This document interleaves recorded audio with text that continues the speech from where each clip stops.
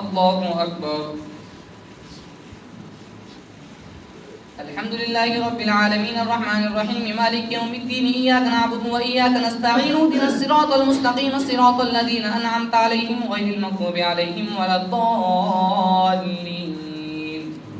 قال فاخرج منها فإنك رجيم وإن عليك اللعنة إلى يوم الدين. قال ربي فأنظرني إلى يوم يبعثون. قال إنك من المنظرين إلى يوم الوقت المعلوم. قال ربي بما أغويتني لأزينن لهم في الأرض ولأغوينهم أجمعين إلا عبادك منهم المخلصين. قال هذا صراط علي مستقيم إن عبادي ليس لك عليهم سلطان إلا من اتبعك من الغاوين وإن جهنم لموعدهم أجمعين لها 7 أبواب لكل باب منهم جزء مقسوم إن المتقين في جنات وعيون ادخلوها في سلام آمنين ونزعنا ما في صدورهم من غل إخوانا على سرر متقابلين لا يمسهم فيها نصب وما هم منها بمخرجين. نبئ عبادي أني أنا الغفور الرحيم وأن عذابي هو العذاب الأليم. ونبئهم عن ضيف إبراهيم إذ دخلوا عليه فقالوا سلاما قال إنا منكم وجلون.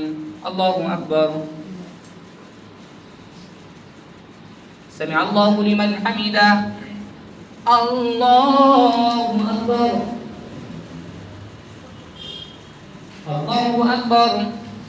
الله أكبر. الله أكبر. الحمد لله رب العالمين الرحمن الرحيم مالك يوم الدين إياك نعبد وإياك نستعين اهدنا الصراط المستقيم صراط الذين أنعمت عليهم غير المغضوب عليهم ولا الضالين.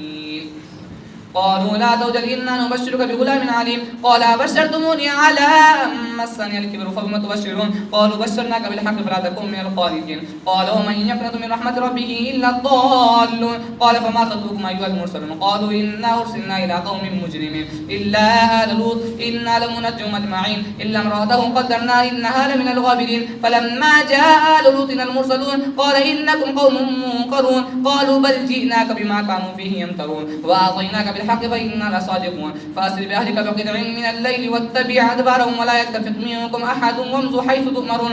وقضينا إليه ذلك الأمر أن دابر هؤلاء مقطوع مصبحين. وجاء أهل المدينة يستبشرون قال إن هؤلاء ضيفي فلا تفزعون واتقوا الله ولا تخزون. قالوا أولم ننهك عن العالمين. قال هؤلاء بناتي إن كنتم فاعلين لعمرك إنهم لفي صخرتهم يعمهون. الله أكبر. سمع الله لمن حمده. الله أكبر.